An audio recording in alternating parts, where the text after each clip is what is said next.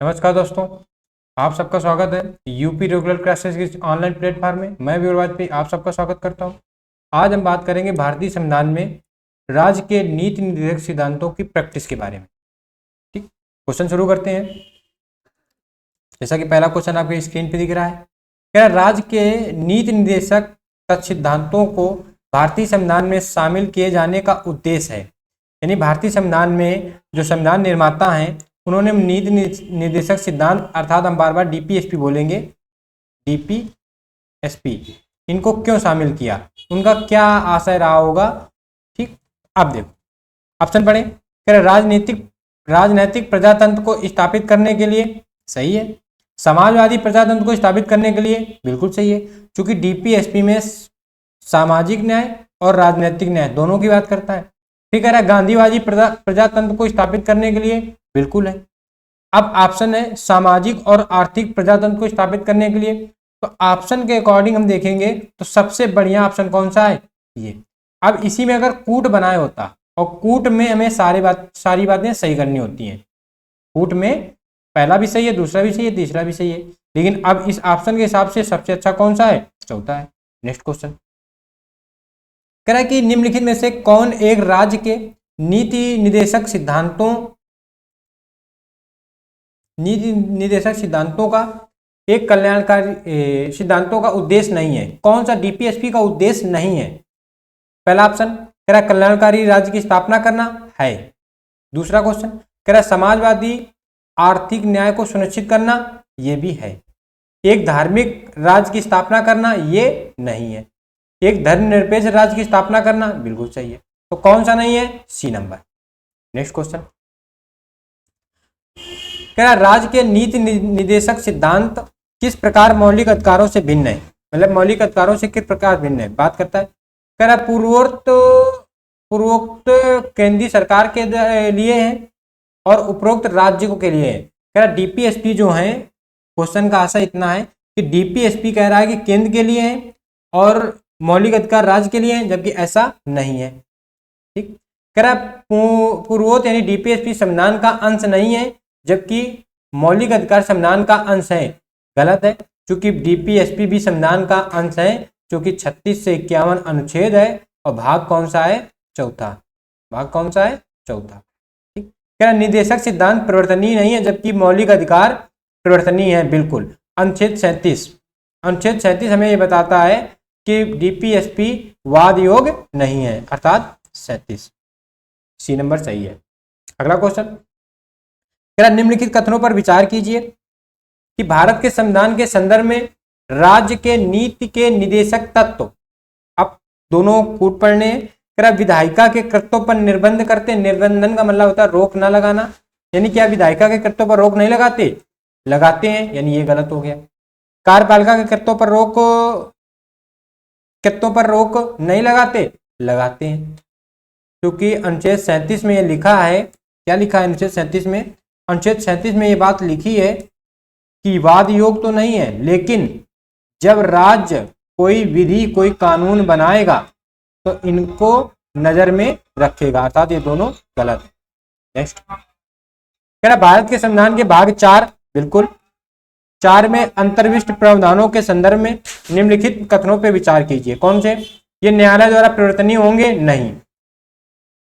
ये किसी भी न्यायालय द्वारा परिवर्तनीय नहीं है, बिल्कुल सही है।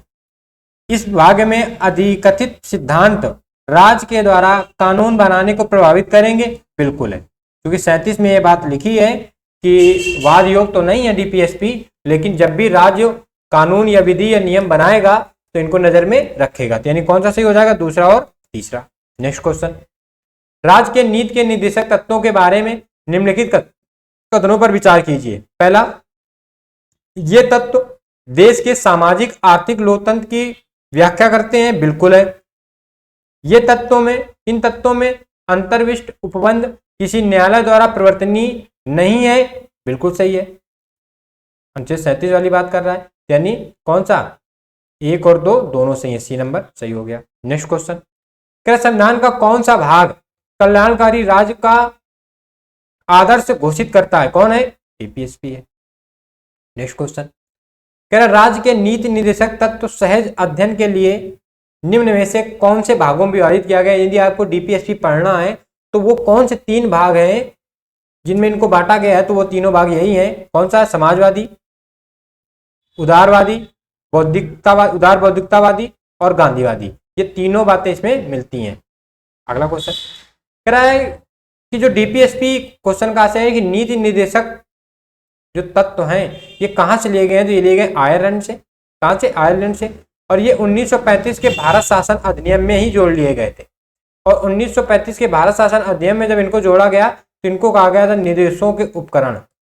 निर्देशों के उपकरण।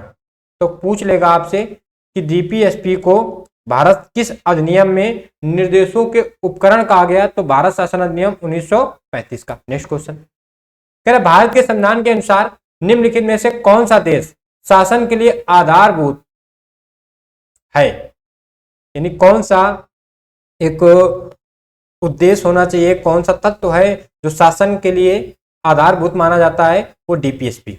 और इसी डीपीएसपी के बारे में एमसी छांगला ने कहा था। एमसी छांगला एक वकील थे, संविधान सभा के सदस्य भी थे। इन्होंने कहा था कि यदि डीपीएसपी को पूर्णतया भारत में लागू कर दिया जाए तो स्वर्ग कहीं और नहीं भारत में ही होगा। ये डीपीएसपी के जितने प्रावधान हैं 36 से 51 तक की बातें, अगर इनको लागू कर दिया जाए तो स्वर्ग कहीं और नहीं भारत में होगा। तो कौन सा ऑप्शन सही हो जाएगा? सी नंबर। नेक्स्ट क्वेश्चन समान कार्य के लिए समान वेतन के संविधान में सुनिश्चित किया गया है। आपने जब डीपीएसपी पढ़ा है और आपने पढ़ा है अनुच्छेद 39 और 39 में आपने बातें पढ़ी है 6। उन 6 बातों में ये चौथे नंबर की बात आती है। कौन सी? कि समान वेतन भारत के संविधान में महिला हो या पुरुष हो दोनों को समान अवसर मिलेगा कार्य करने के लिए, रोजगार का समान अवसर मिलेगा। ये किसमें? 39 का पहले में, 39 के पहले में। और 39 के चौथे में क्या है कि समान कार्य के लिए समान वेतन का प्रावधान सरकार करेगी। ठीक, तो इसका कौन सा सही हो जाएगा? डीपीएसपी अर्थात बी नंबर। अगला क्वेश्चन कह रहा निम्नलिखित में से कौन सा राज्य के नीति के निर्देशक तत्वों में निहित है? देखो पढ़ना है कौन सा निहित है। अपराधों के लिए दोष चिन्ह अनुच्छेद 20, अनुच्छेद 20। प्राण एवं दैहिक स्वतंत्रता 21। अल्पसंख्यकों के हितों के लिए 29-30। और ये किसका है? पुरुष और स्त्रियों दोनों का समान कार्य के लिए समान वेतन, यानी अनुच्छेद 39 जो हमने पिछला क्वेश्चन देखा। अनुच्छेद 12 से 35 किसके हैं? मौलिक अधिकार के, फंडामेंटल राइट्स के। तो ये 12 से 35 के अंतर्गत आएंगे। तो ये कैसे हैं? ये तीनों है मौलिक अधिकार। तो ये कौन सा है? डीपीएसपी, राज्य के नीति निर्देशक सिद्धांत। अगला क्वेश्चन कह रहा निम्नलिखित में कौन एक मौलिक अधिकार नहीं है? उत्पीड़न, उत्पीड़न मतलब शोषण के विरुद्ध अधिकार 23-24। समान कार्य के लिए समान वेतन 39। कानून के समक्ष बराबरी अनुच्छेद 14। धर्म पालन अनुच्छेद 25। क्वेश्चन है कौन मौलिक अधिकार नहीं है? तो 12 से 35 के बीच में जो आ रहे हैं वो सारे मौलिक अधिकार होंगे। 35 के बाद जो आएगा वो डीपीएसपी होगा, अर्थात अनुच्छेद 39 यानी सी नंबर। कौन सा सही है अपना? C number. यदि आप क्वेश्चन कर रहे हो, क्वेश्चन आपको अच्छे लग रहे हैं तो आप चैनल को सब्सक्राइब करिएगा, दोस्तों को शेयर करिएगा और वीडियो अंत तक जरूर देखिएगा। और एक बात, इस चैनल को सब्सक्राइब करते ही आपको बेल आइकन ऑन कर लेनी है ताकि हमारे वीडियो आपको समय पे नोटिफिकेशन मिलती रहे। अगला क्वेश्चन कह रहा भारत में निम्नलिखित में से किसके अंतर्गत पंचायती राज प्रणाली की व्यवस्था की गई है? हमें पता है कि अनुच्छेद 40 है पंचायती राज्यों के गठन के लिए, और अनुच्छेद 40 किसके अंतर्गत आएगा? डीपीएसपी के अंतर्गत, क्योंकि 36 से 51 तक की बात कही गई है। ठीक, मौलिक अधिकार 12 से 35। मौलिक कर्तव्य, मौलिक कर्तव्य क्या है? मौलिक कर्तव्य आएंगे 51 ए। और चुनाव अधिनियम जो हम 324 अनुच्छेद पढ़ेंगे उसमें हम पढ़ेंगे चुनाव के बारे में। नेक्स्ट क्वेश्चन कह रहा निम्न में कौन सा अनुच्छेद पंचायत के गठन के लिए राज्य सरकार को निर्देश देता है? तो सीधा अभी पिछला क्वेश्चन देखा हमने, कौन सा? अनुच्छेद 40। और एक बात, यही अनुच्छेद 40 महात्मा गांधी जी से संबंधित है। हम बात भी करते जाएंगे कि कौन सा अनुच्छेद गांधी जी से संबंधित है। तो एक तो 40 हो गया, जैसे जैसे आगे हम बात करते जाएंगे और वीडियो के अंत में हम 5-7 अनुच्छेदों की बात बताएंगे जो गांधी जी से संबंधित है और क्वेश्चन पूछा जाता है। नेक्स्ट क्वेश्चन कह रहा निम्नलिखित अनुच्छेदों में से कौन एक राज्य सरकार का ग्राम पंचायतों को संगठित करने का निर्देश देता है? अनुच्छेद 40। कौन देता है? 40। अनुच्छेद 32 क्या था? मौलिक अधिकार हमने पढ़ा है, और मौलिक अधिकार में क्या पढ़ा है? संवैधानिक उपचारों का अधिकार। संवैधानिक उपचारों का अधिकार कौन है? अनुच्छेद 32। इसी अनुच्छेद 32 के तहत सुप्रीम कोर्ट 5 प्रकार की रीटें जारी करती है, हमने मौलिक अधिकार में पढ़ रखा है। 48 क्या है? 48 है कृषि एवं पशुपालन से संबंधित है, डीपीएसपी का है। अनुच्छेद 51 क्या है? विदेश नीति से संबंधित है, इसकी भी आगे बात करेंगे, लेकिन इसका आंसर कौन सा सही है? B number. नेक्स्ट क्वेश्चन कह रहा भारत के संविधान के अंतर्गत ग्राम पंचायतों का गठन है, अर्थात अनुच्छेद 40 है, किसके अंतर्गत है? निदेशक सिद्धांतों के, यानी C number. C number. Next question सुमेलित करना है, और ऐसे क्वेश्चन अब एग्जाम सेटर, पेपर सेटर बहुत बनाता है। क्या है? कह रहा ग्राम पंचायतों का गठन, ग्राम पंचायतों का गठन हमें पता अनुच्छेद 40। आचार संहिता पता नहीं। कृषि एवं पशुपालन 48, अभी हमने बात की। न्यायपालिका पृथक करता है 50, न्यायपालिका को कार्यपालिका से। अंतरराष्ट्रीय शांति या अंतरराष्ट्रीय नीति का 51। अब 44 आ रहा, तो 44 में आपको लग रहा हो कि समान आचार संहिता, लेकिन नहीं, 44 है समान नागरिक संहिता। आचार संहिता की बात हम करेंगे जब अनुच्छेद 324 में पहुंचेंगे, चुनाव पे पहुंचेंगे, चुनाव आयोग पे, वहां हम बात करेंगे। तो इसका कौन सा आंसर हो जाएगा? कोई नहीं। नेक्स्ट क्वेश्चन, अब इसको भी सुमेलित करना है। अनुच्छेद 40 क्या है? अनुच्छेद 40 है ग्राम पंचायतों का गठन, ए नंबर। 41 में क्या है? 41 में है काम करने का अधिकार, बिल्कुल सही है। दिव्यांगों के लिए, वृद्धों के लिए, बच्चों के लिए सरकार रोजगार के अवसर उपलब्ध कराएगी। 44 में क्या है? समान नागरिक संहिता। 48 में क्या? कृषि एवं पशुपालन, यानी 1 2 3 4 सेम, ए नंबर। अगला क्वेश्चन 39 में क्या है? 39 ए में, 39 में क्या था? 6 प्रकार की बातें थी कि महिला हो या पुरुष हो, सबको समान रोजगार का अवसर मिलेगा और समान कार्य के लिए समान वेतन मिलेगा। ठीक। 39 ए क्या हुआ? 42 संविधान संशोधन के तहत जोड़ा गया। दूसरी बात, आपको एक बात और याद रखनी है कि जहां अनुच्छेदों में कैपिटल की बात आ जाए, कैपिटल में ABCD लिखा हो, तो ये किसी न किसी संशोधन के तहत जोड़े गए हैं, और अगर स्मॉल में लिखा है तो ये मूल संविधान में थे। ये बात आपको याद रखनी है। तो अनुच्छेद 39 यानी किसी न किसी संशोधन के तहत जोड़ा गया। तो कौन सा संशोधन है? तो 42वां संविधान संशोधन 1976। इसमें क्या कहा गया? इसमें बताया गया कि राज्य नागरिकों को निःशुल्क न्याय की सहायता प्रदान करेगा। सही है। इसी के तहत बनता है नलसा, नलसा राष्ट्रीय स्तर पर, सलसा राज्य स्तर पर, और डलसा डिस्ट्रिक्ट स्तर पर, डिस्ट्रिक्ट स्तर पर। नेशनल लेजिस्लेटिव, नलसा का मतलब होता है नेशनल लेजिस्लेटिव सर्विस अथॉरिटी, राष्ट्रीय विधिक सेवा प्राधिकरण, और ऐसे इसका स्टेट का हो जाएगा, डिस्ट्रिक्ट का हो जाएगा। अनुच्छेद 40 में क्या? ग्राम पंचायतों का गठन, सही है। 44 में क्या? समान नागरिक संहिता, सही है। 48 में क्या है? कृषि एवं पशुपालन। 48 में क्या है भाई? कृषि एवं पशुपालन। और जो ये बात लिखी है ये अनुच्छेद 50 की, यानी कौन सुमेलित नहीं है? डी नंबर, बाकी सही है। नेक्स्ट क्वेश्चन कह रहा है कि दिए गए कथन दिए गए हैं, एक कथन दूसरे को कारण है ये बताना है। मनरेगा हर परिवार काम के मनरेगा हर परिवार के कम से कम एक सदस्य को वर्ष में 100 दिन, आपको याद रखना है मनरेगा के अंतर्गत कितने दिन का काम? 100 दिन का रोजगार दिलाने का प्रावधान है, बिल्कुल सही है। रोजगार का अधिकार संविधान के भाग 3 में प्रविष्ट है? नहीं, यह है अनुच्छेद 41 में। किसमें? 41 में। और ये भाग 3 किसका हो जाएगा? मौलिक अधिकार का। और अनुच्छेद 41 किसका हो जाएगा? भाग 4 का हिस्सा। यानी ये वाला गलत है, ये सही है, और आर उसकी व्याख्या नहीं करता। ये सही है, आर गलत है, सी नंबर। मनरेगा कार्यक्रम निम्नलिखित में से भारतीय संविधान के किस अनुच्छेद को लागू करता है? तो मनरेगा कार्यक्रम लागू करता है 43 को। क्यों लागू करता है? रोजगार देने का अवसर है 41 में, याद रखना है। लेकिन मनरेगा किसके अंतर्गत आता है? 43 में। क्यों? क्योंकि 43 में एक बात लिखी है कि जीवन निर्वाह योग्य मजदूरी का प्रावधान राज्य करेगा।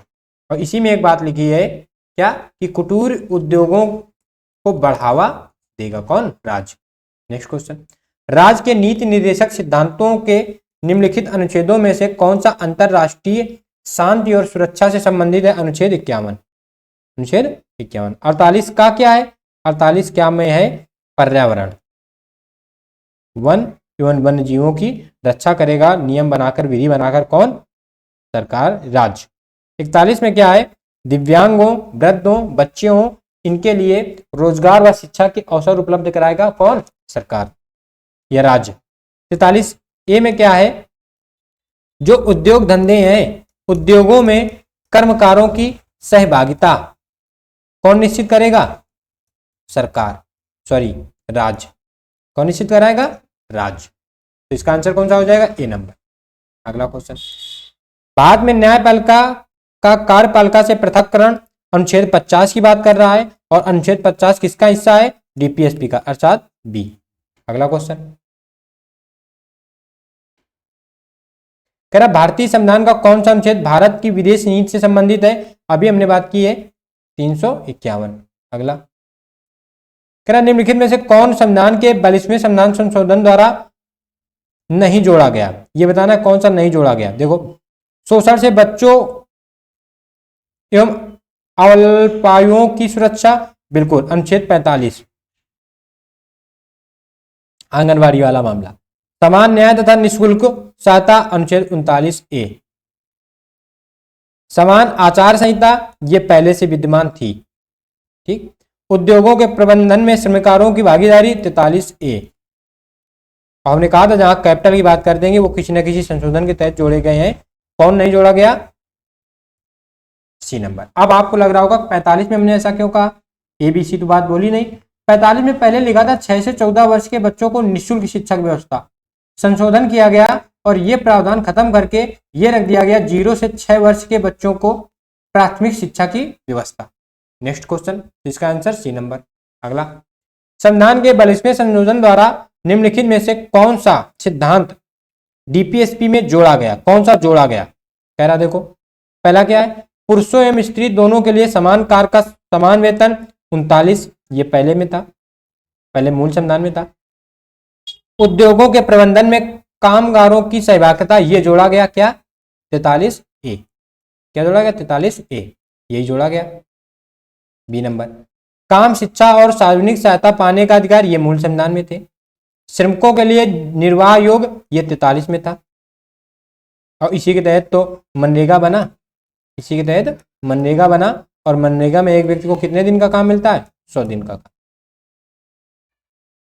संविधान में निम्नलिखित में से किसके शोषण के विरुद्ध अधिकार स्वीकारा गया? यानी किन किन के बीच में शोषण होगा तो संविधान में वो बात कही गई है।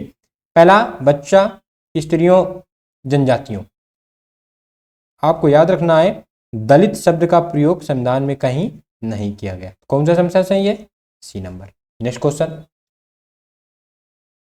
निम्नलिखित में से कौन एक राज्य का नीति निर्देशक तत्व नहीं है? मद्य निषेध, अनुच्छेद 47, ये है अनुच्छेद 47।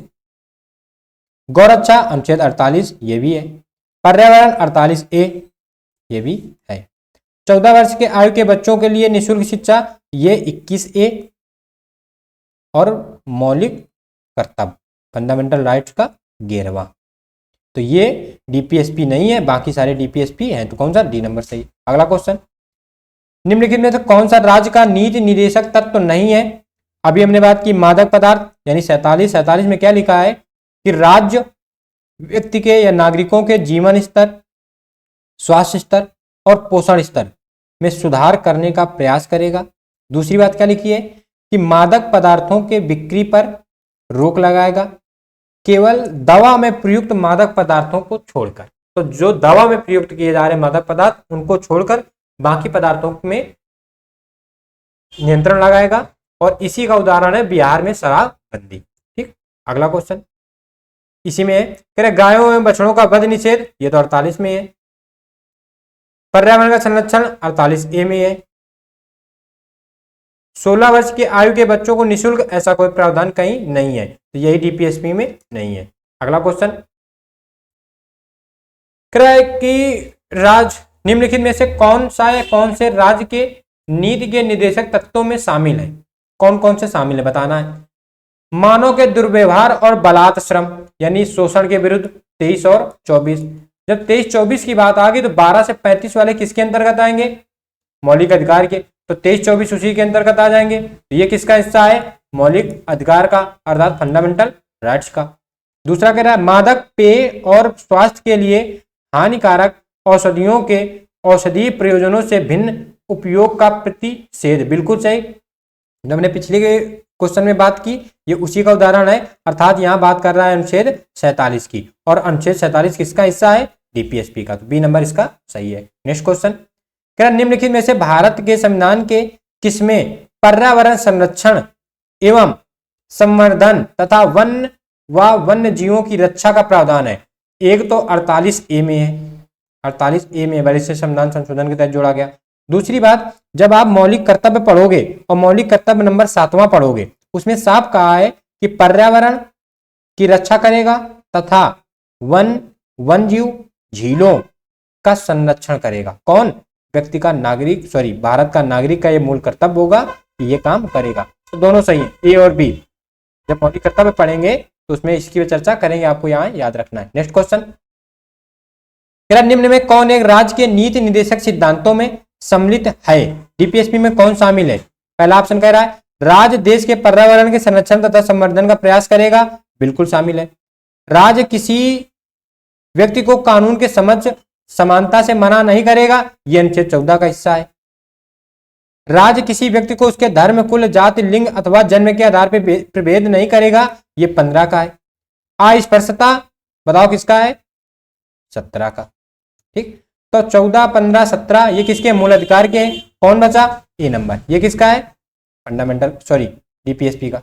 अगला क्वेश्चन, राज्य के नीति निर्देशक सिद्धांत तो एक ऐसे चेक हैं, कुछ संविधान निर्माताओं ने डीपीएसपी में अपने कुछ मत रखे, उनमें एक कथन आता है, क्या आता है कि डीपीएसपी एक ऐसे चेक है जो बैंक की सुविधा अनुसार अदा किया जाएगा। ये कथन किसने कहा, तो ये कथन कहा केटी शाह ने।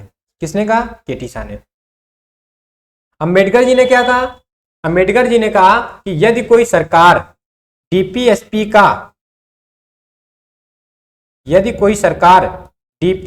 का हनन करेगी तो उसको इसका परिणाम अगले चुनाव में भुगतना पड़ेगा। ठीक, तो ये दोनों ये कथन आपको याद रखने हैं। नेक्स्ट क्वेश्चन, क्या निम्न में कौन एक राज्य के नीति निर्देशक तत्वों में नहीं है, राज्य सुनिश्चित करने का प्रयास करेगा कि, क्या करेगा, पुरुष और महिलाओं को समान कार्य हेतु वेतन, ये डीपीएसपी में है। ठीक, ये है। जीविकोपार्जन हेतु पर्याप्त साधनों का समान अधिकार, ये भी है। अस्पृश्यता अनुच्छेद 17, ये नहीं है। काम हेतु न्याय संगत मनोवांछित दशाएं अनुच्छेद 42, ये भी है। ये किसका, अनुच्छेद 43A का है, 43, ये किसका है, 39 का है, ए नंबर 39 का। तो कौन नहीं है, अनुच्छेद 17, तो ये किसका है, मौलिक अधिकार का है। ये किसका, मौलिक अधिकार का।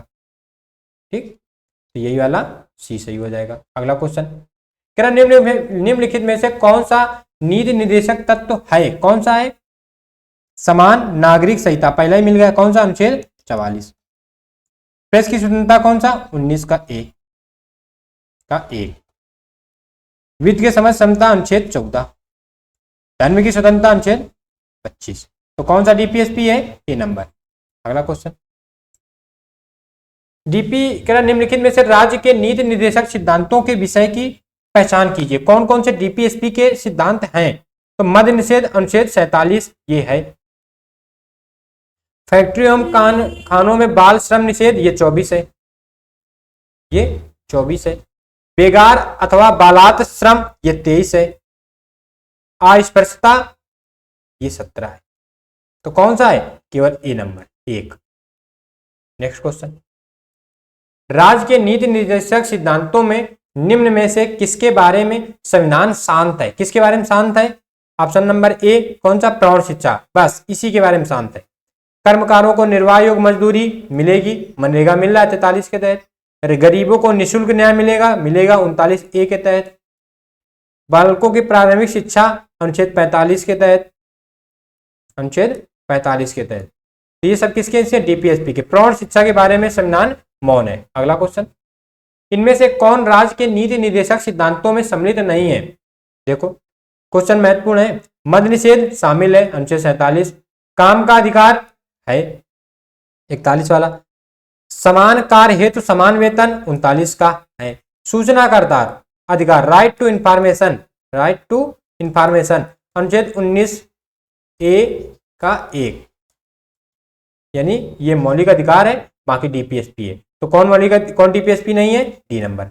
नेक्स्ट क्वेश्चन कह रहा भारतीय संविधान के भाग 4 में दिए गए निर्देशिक सिद्धांतों में निम्न में से कौन सा सूचीबद्ध है? निम्न में से कौन सा सूचीबद्ध है? देखो समान कार्य के लिए समान वेतन 39 बहुत महत्वपूर्ण है, ये कई बार एग्जामों में रिपीट होता है। समान नागरिक संहिता अनुच्छेद 44। छोटे परिवार का मानदंड, ऐसी कोई शब्दावली डीपीएसपी में हम लोगों ने नहीं पढ़ी, तो अर्थात कौन सा सही हो जाएगा? पहला और दूसरा। नेक्स्ट क्वेश्चन, क्वेश्चन पूरे हो गए अपने। यदि आपको वीडियो अच्छा लगा हो और यदि ये क्वेश्चन आपने किए होंगे तो निश्चित ही आपको ये लग रहा होगा कि नहीं ये क्वेश्चन एग्जाम से संबंधित होंगे। वीडियो अच्छा लगा हो तो चैनल को सब्सक्राइब करिएगा, दोस्तों को शेयर करिएगा और वीडियो को लाइक करिएगा। मिलेंगे नेक्स्ट वीडियो पे किसी ऐसे ही प्रैक्टिस पे। तब तक के लिए आप अपनी तैयारी खूब अच्छे से करते रहिए। मिलते हैं नेक्स्ट वीडियो पे, तब तक के लिए जय हिंद।